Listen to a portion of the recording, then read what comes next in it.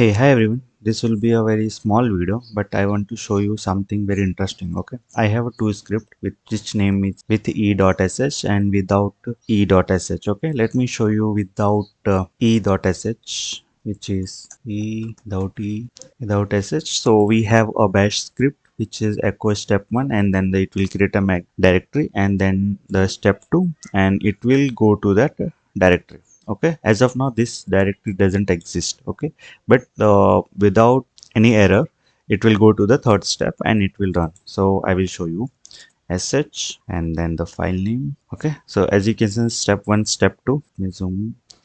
Step 1, step 2, and here you can mention cd cannot cd to demo 123, and it will into the step 3 without any error. So the process is get complete. Okay, so basically your script is not error handling, but still it is going to complete it.